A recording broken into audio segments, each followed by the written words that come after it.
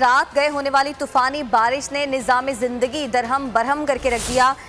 तेज़ हवाओं के सबब बिजली के मुतादिद खंबे गिर गए, गली मोहल्लों और घरों में पानी जमा हो गया। निकासी आप के इंतजामात ना होने पर शहरियों को मुश्किलात का सामना करना पड़ रहा है।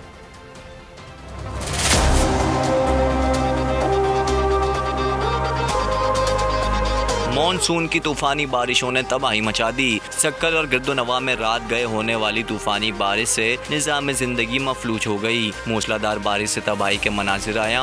बिजली के मुताबिक खंबे गिर गए, बिजली की सप्लाई मुअत्तल हो गई। तर्जुमान सेप्को के मुताबिक सक्कर में बारिश से 60 फीडर्स ट्रिप हुए, जिनमें से 9 पर बिजली बहाल की जा चुकी है। दूसरी जानिब गली मोहल्ले, घर और दुकानें तालाब का मंजर पेश करने लगी। बारिश के पानी से सबसे ज्यादा मुतासिर भक्कर चौक, हैदरी मस्जिद और रोहड़ी सक्कर रोड हुए। भक्कर चौक में बारिश का पानी दुकानों और घरों में दाखिल हो गया।